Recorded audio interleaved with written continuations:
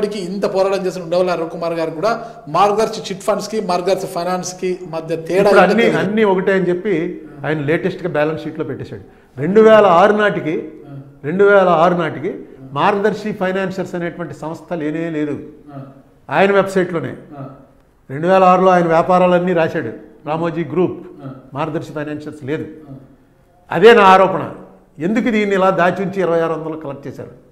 ఏంటి మీ ఉద్దేశం? లాస్ 1300 కోట్లు లాస్ చూపించారు ఇన్కమ్ ట్యాక్స్కి. అప్పుడే బయటపడింది ఇది. ఏంటి లాస్ చూపించి ఈ సంస్థనే వెబ్సైట్లోనూ లేదు, డబ్బు తీసుకెళ్ళి మార్గదర్శి చిట్ ఫండ్స్లో కడుతున్నాం, అక్కడెక్కడో ఒక బోర్డు ఉండదు, మార్గదర్శి ఫైనాన్షియర్స్కి ఆఫీసే లేదు. ఈవేళ మాత్రం ఆయన గ్రూప్ ఆఫ్ వీటిలో మార్గదర్శి ఫైనాన్షియర్స్ పెట్టాడు. ఇప్పుడు ఏమి దాపరకం లేకుండా బ్యాలెన్స్ షీట్లో ఇచ్చాడు. ఈ చిట్ ఫండ్కి సంబంధించిన డబ్బంతా కూడా తీసుకుని అన్ని వ్యాపారాల్లో కూడా పెట్టుబడుల కింద పెట్టాడు ఆయన. ఓపెన్ ఇంత జరుగుతున్నా మళ్ళా ఇప్పుడు ఓపెన్. ఎందుకు అంత ధైర్యం చేశారు? చూసుకోండి ఏం చేస్తారు, చేయండి, ఏం చేస్తారు. ఏదా గుండె ధైర్యం ఏంటి సార్ ఆయనకు? ఏంటి మీరు ఏంటి ఇంతమంది జనం రామోజీరావు మీదకి వెళ్ళాడు అనేటువంటి పార్టీలు వచ్చేస్తున్నాయి ఇక్కడ. ఇదిగోనండి రాజశేఖర రెడ్డి కొడుకు అప్పటి నుంచి చెప్పారుగా మీరు, గుండెల మీద తుపాకీ పెట్టాడు, అది పెట్టాడని, భుజం మీద తుపాకీ. ఈ క్యాన్వాసింగ్, ఈ క్యాంపెయిన్ వాళ్ళకున్న సపోర్ట్ వాళ్ళకుంటుంది. రేపు నుంచి వచ్చేస్తారు మీకు కమ్యూనిస్టులు సపోర్టు, బీజేపీ సపోర్టు, ఈయన చంద్రబాబు నాయుడు గారి సపోర్టు, అన్ని పార్టీలు సపోర్టు. పవన్ కళ్యాణ్ గారు రారా? పవన్ కళ్యాణ్ వస్తాడు. రావాలంటే ఏముంది, రామోజీరావు అన్యాయంగా ఇదే మాట అండి. ఏమన్నా అందరి డబ్బులు వెనక్కి ఇచ్చేటండి, ఆయన వదిలిపెట్టట్లేదండి. ఎగ్గొట్టేసిన వాళ్ళందరినీ ఏం చేస్తున్నారు? ఇప్పుడు అదే అంటున్నారు కదా, ఎగ్గొట్టేసిన వాళ్ళందరూ జైల్లో ఉన్నారు. అందరికి ఎందుకు అనేది అంటున్నారు కదా. నాకు బాధ ఏం లేదు, నా 50 లక్షలు కూడా ఏంటి, అది ఎవరికి, దాని మీద ఎవరికి ఏం పట్టదు. Correct sir. నా మీదకి ఆయన వచ్చాడు కానీ నేను ఆయన మీదకి ఎప్పుడు వెళ్ళా. నేను ఆయన కేసు కొట్టేశాక వేశాను. ఇప్పుడు గవర్నమెంట్ వచ్చింది కాబట్టి నా పాత్ర తగ్గిపోయింది. నా మీద చిట్ ఫండ్ కంపెనీ వాళ్ళు వేశారు, రామోజీరావు కాదుట. అదొక్కటి తేల్చమనండి చాలు. రామోజీరావు గారిని ఒక్కసారి, ఆయన సొంత టీవీయే కదా, దాంట్లోకి వచ్చి ఆ రోజున వచ్చాడు. ఆ రోజు వచ్చి ఉండవల్లి అరుణ్ కుమార్ చేత అబద్ధాలు చెప్పిస్తున్నాడు రాజశేఖర రెడ్డి అని ఆయనే స్క్రీన్ మీదకి వచ్చి చెప్పాడు. అక్కడితోటే గొడవ స్టార్టింగ్. నేను పొద్దున ప్రెస్ మీట్ పెడితే ఆయన సాయంకాలం ఆయన టీవీ స్క్రీన్ మీదకి వచ్చాడు. మొన్నడు పేపర్ హెడ్లైన్స్, ఇవన్నీ అబద్ధాలు చెప్పిస్తున్నాడు, నేను రాజశేఖర రెడ్డి చేస్తున్న అవినీతి బయట పెడుతున్నాను, ఈ అరుణ్ కుమార్ అనేవాడి చేత అబద్ధాలు చెప్పిస్తున్నాడని. ఈవేళ చెప్పండి మీరు ఒక్క మాట, మార్గదర్శి చిట్ ఫండ్స్ మీదే కాదా? సంబంధం లేదు అని చెప్పండి, నా తప్పు అనమాట. ఇది సంబంధం ఉంది, నేనే ఇక్కడ ఒకటి అక్కడ ఒకటి వేశారు, క్లియర్గా కనబడుతున్నాయి. రెండిట్లో ఒకటే కరెక్ట్. ఎస్ సార్ నోవా, వాళ్ళ తాలూకా వాళ్ళు ఎవరినని చెప్పమనండి. ఆయన వచ్చి రాలేదు, నేను పెద్ద వయసు, నేను రాలేను, అలాంటి అర్భకుడితోటి మాట్లాడడానికి ఆయనకి పెద్ద ఇది ఇష్టం లేకపోతే. నేను 3 సార్లు అడిగాను ఆయన్ని, నేను మీ ఆఫీస్కి వస్తానండి ఒకసారి, మన ఇద్దరం మీ టీవీలోనే లైవ్ టెలికాస్ట్ పెడదాం, నేను వేసిన ప్రశ్నలకు మీరు సమాధానం చెప్తే మీ కాళ్ళకు నమస్కారం పెట్టి క్షమించండి రామోజీరావు గారు, తప్పు మాట్లాడాను మీ గురించి అని చెప్పి వెళ్ళిపోతాను. ఇప్పుడు కూడా ఆ మాట స్టిక్, అదే మాట ఇప్పటికీ, ఎప్పటికీ, మా కెమెరా ముందు కూడా ఎప్పటికీ స్టిక్.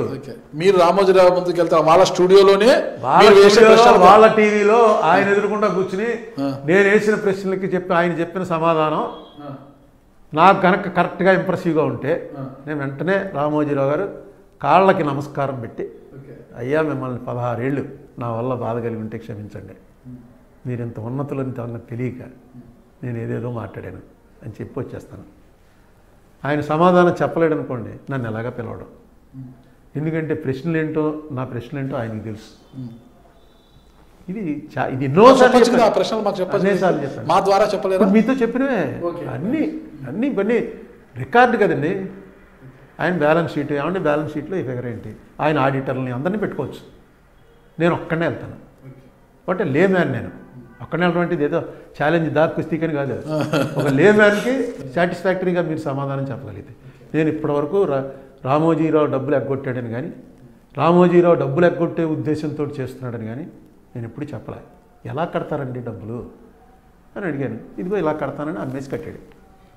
ఆ అమ్మేసిన డీల్ అంతా కూడా చాలా షేడీ డీలు, దాని మీద ఎంక్వైరీ చేయాలని ఆర్ఓసి వారు ఇచ్చారు, రిజిస్టార్ ఆఫ్ కంపెనీస్ వారు. నా ఆరోపణ కాదు, నేను ఆశ్చర్యపోయాను, ఇదేంటారు అని. అవన్నీ కూడా గవర్నమెంట్కి అందరికీ పంపించుంటారు, కానీ రామోజీరావు గారిని తీసి పక్కనట్టు ఎందుకు ఇంత గొడవ మనకని ఆ లెవెల్కి వచ్చాడు ఆయన.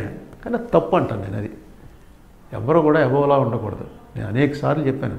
చట్టం ముందు వివి గిరి గారు, ప్రెసిడెంట్ ఆఫ్ ఇండియా, వెళ్ళి జడ్జి ముందు నిలబడ్డాడు. అది పెద్ద కాన్స్టిట్యూషనల్ కాంట్రవర్సీ. ప్రెసిడెంట్ గొప్ప, జడ్జి గొప్ప, జడ్జీలకి పదవి చేయించేదే ప్రెసిడెంట్ అని. ఏదో చిన్న case, election case, election petition ఆయన ప్రెసిడెంట్ ఎలక్షన్ గురించి. పెద్ద అందరూ అనుకున్నారు ఏం చేస్తాడు, వివిగిరి వెళ్తాడా, ఇంటికి పంపిస్తారా, లేకపోతే కమిషనర్ని పంపుతారా, ఏం చేస్తారా అనుకుంటుంటే ప్రైవేట్ కారు వేసుకుని తిన్నగా కోర్టుకి వెళ్ళి కోర్టులో నిలబడ్డాడు. అయిపోయింది. ఏమి మనిషి తగ్గడు, పెరుగుతాడు. ఇందిరాగాంధీ కమిషన్ ముందుకు వెళ్ళి నమస్కారం పెట్టి ప్రమాణం తీయమని అలా ప్రమాణం చేయమంటే నేను చేయనండి. ఎందుకు చేయనంటే నేను ఇంతకుముందు ఒక ప్రమాణం చేసి రహస్యాలు కాపాడుతాను అని చెప్పాను. ఈవేళ ఇక్కడ ప్రమాణం చేసి మీరు అడిగిన దాని అన్నిటికీ నిజం చెప్తాను అంటే ఆ రహస్యాలు చెప్పాల్సి వస్తుందేమో. అందుకని 2 ప్రమాణాలు చేయడానికి లేదు కదా, నేను చేయను. ఎంత గౌరవంగా కోర్టుకు వెళ్ళి బోన్లో నిలబడి షా గారి కమిషన్ ముందు చెప్పింది. కోర్టుకు వెళ్తే మనకేదో అవమానం అంటే రామోజీరావు గారు చాలాసార్లు కోర్టుకు వెళ్ళాడు. కోర్టుకు వెళ్ళడం ఇప్పుడు నేను పెరిగిపోయాను కాబట్టి ఆ లెవెల్కి ఇప్పుడు కూడా ఆయనకి కావాలంటే రిసీవర్ కమిషనర్ వేస్తారు, ఇంటికి వస్తాడు. పోనీ నేను అలా కమిషనర్ వేయించుకొని వస్తాను, నాతో ఒక ఇంటర్వ్యూ ఇవ్వనండి. ఎందుకు కదా డెఫమేషన్ కేసు వేసాడు కదా నా మీద.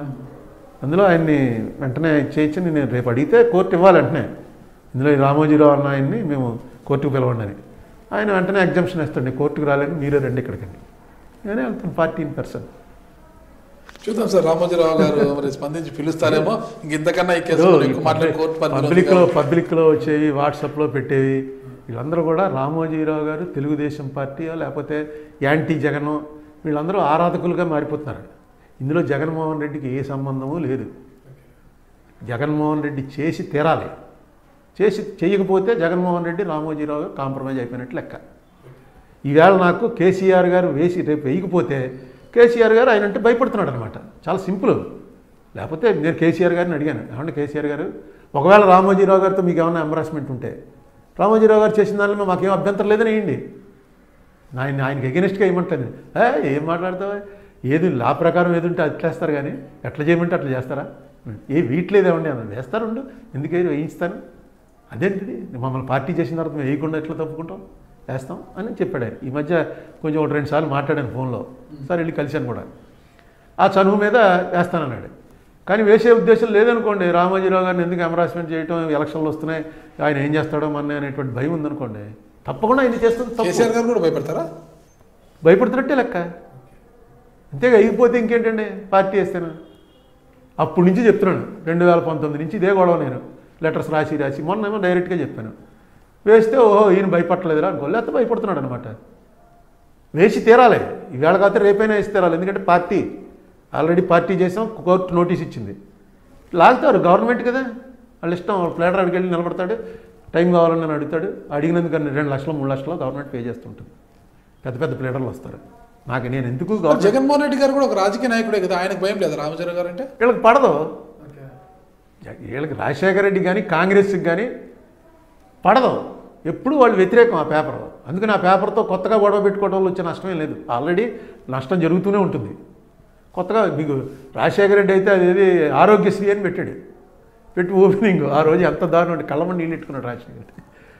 టీవీలో ఏం చూపిస్తున్నారంటే ఆరోగ్యశ్రీ బయట ఎవరో 4గురిని పెట్టి, ఏమండి ఈ పథకం ఏంటండి, ఏం పథకం అండి, ఇక్కడికి వచ్చాం మా పొద్దు నుంచి మంచినీళ్ళు లేవు, కాఫీ లేదు, ఏం లేదు, ఆయన వచ్చాడు ఆయన ఏదో చెప్తాడు, ఎందుకు పిలిచారో మమ్మల్ని తెలీదు అని. ఆరోగ్యశ్రీ అనేటువంటి పథకం ఇండియా మొత్తంలో టాప్ ఏదో ఆయన ఇన్వెంట్ చేశారని అనుకుంటుంటే, ఇక్కడేమో టీవీలో అసలు చెత్త మాట్లాడించారు 4గురిని పెట్టి. నేను ఒకసారి సుబ్రహ్మణ్య మైదానంలో మీటింగ్ పెట్టి మాట్లాడితే ఆ మైదానం బయట 4గురిని పెట్టి ఏం మాట్లాడాడు, ఏముందండి బాబు రోజు ఇదే పని కదా, వస్తాడు ఏదో మాట్లాడతాడు పోతాడు. అందుకని ఇది రాజశేఖర రెడ్డి ఆరోగ్యశ్రీని కూడా క్రిటిసైజ్ చేస్తే ఇంకంతకన్నా అసలు ఇండియా మొత్తం మీద రాజశేఖర రెడ్డి పేరు గుర్తుండిపోవడానికి కారణమే ఆరోగ్యశ్రీ. దాని పథకం కూడా వెంటనే సంబంధం లేకుండా ఎవరో 4 మనం యాంటీ అంటే కొట్టడమే. మీరు ఈనాడులో పనిచేస్తున్నారనుకోండి, మీరు మీ యాజమాన్యానికి ఏది ఇష్టమైతే వచ్చేస్తారు, ఖచ్చితంగా తప్పదు. మొత్తం మెటీరియల్ మెన్ను అంతా అదే పని మీద ఉంటారు. అందుకని వాళ్ళు ఎలాగా యాంటీ, జగన్మోహన్ రెడ్డి ఆ రోజే చేయాలి. నేను ఏ రోజు లెటర్ రాశానో ఆ రోజే చేయాలి. ఇంతకాలం చేయకపోవడమే అసలు తప్పు, ఏంటి ఇలా చేస్తున్నాడని అనుకున్నాను. అయితే నాకు అతని చుట్టుపక్కల ఉన్న వాళ్ళు ఎవరితోటి పెద్ద సంబంధాలు లేవు, చెప్పడానికి లేదు కాబట్టి అలా ఊరుకున్నా. లక్కీగా ఒక ప్రెస్ మీట్ పెట్టి చెప్పాను, చూసుకో ఆ రోజు కొట్టేస్తారు కేసు, జగన్మోహన్ రెడ్డి రామోజీరావు ఏకమైపోయారని నేను చెప్పాల్సి వస్తుంది అని అన్నాను. మరి అది ఏమన్నా ఎవడో వెళ్ళి చెప్పాడో ఏం జరిగిందో కానీ వేశారు. వేయటం ద్వారా కేసు బతికింది. చూద్దాం సార్. మొత్తం మీద మీకు బలం చేకూర్చారు, మీరు ప్రభుత్వానికి సుప్రీం కోర్టులో. నాకేం, ఎందుకంటే నేను రిటైర్ అయిపోయి ఉన్నాను, నాకు ఏ రకమైన బలం అక్కర్లే. మీ కేసు రామోజీరావు కేసు గెలిచడానికి రామోజీరావు గారు ఒక మాట చెప్పాడు అనుకోండి, చెప్పడానికి ఏదైతే వెనకాడుతున్నాడో, ఇల్లీగల్గా ఏమన్నా జరుగుంటే అది కోర్టులో తేలుతుంది. కానీ నేను డబ్బులు ఎగ్గొట్టే ఉద్దేశంతో అలాంటి ఉద్దేశాలతో చేయలేదు. ఆ యాక్ట్లో మా వాళ్ళు చూసుకుంటారు. ఇదే పివి నరసింహారావు గారు చెప్పాడు. పివి నరసింహారావు కోర్టులో ఆఖరిని ఏం చెప్పాడు వాళ్ళ అడ్వకేట్ పెద్ద ఆయన,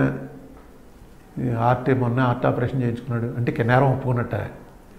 మొన్న హార్ట్ ఆపరేషన్ చేయించుకున్నాడు, కొంచెం చూసి రోజు ఎక్కడికి పారిపోతాడు ఆయన బెయిల్ ఇచ్చి ఆయన కిందక మీరు బెయిల్ ఇవ్వమంటే జైల్లో ఉంటే ఆరోగ్యం దెబ్బతింటుంది, ఆలోచించండి అంటే ఓకే బెయిల్ ఇచ్చాడు. అంతకుముందు పెద్ద పెద్ద ప్లేడర్లు వచ్చి కాన్స్టిట్యూషనల్గా ఇది అదే అని చెప్తే మేజిస్ట్రేట్గా జడ్జి ఉంటాడు, అక్కడ ఎక్కలేదు ఇవన్నీ కదా, ఎవడైతే నాకు తీసుకురండి రేపు తీసుకురండి పంపించేద్దాం జైలుకి అన్నాడు. వెళ్ళిపోయి ఎస్పీజీ వాళ్ళు చూసుకున్నారు కూడా జైల్లో ఏ రూమ్ అయితే బాగుంటుంది దీనికి అని. నేను చిన్న అడ్వకేట్ వెళ్ళి సార్ ముసలాయన పెద్ద ఆయన ఎక్కడ పారిపోతాడు సార్, బెయిల్ గ్రాంటెడ్. అంతే. కోర్టులు కూడా మనుషులే, జడ్జీలు. చూద్దాం సార్. మరి హైకోర్టు అలా తీర్పిచ్చేసింది, మరి సుప్రీంకోర్టులో ఏం తేలుతుంది అనేది కూడా భవిష్యత్తులో నేను అనుకోవడం ఏంటి, ట్రయల్ చేయమంటారు. నేను కోరుకునేది రామోజీరావు గారు సంపూర్ణ ఆరోగ్యంతో, ఇప్పటికే ఆయన 85, 100 ఏళ్ళు సెంచరీ కొట్టాలి, అప్పటికైనా ఈ కేసు అవ్వాలి. Thank you sir. కోరుకుంటా సార్. Thank you sir. నమస్తే.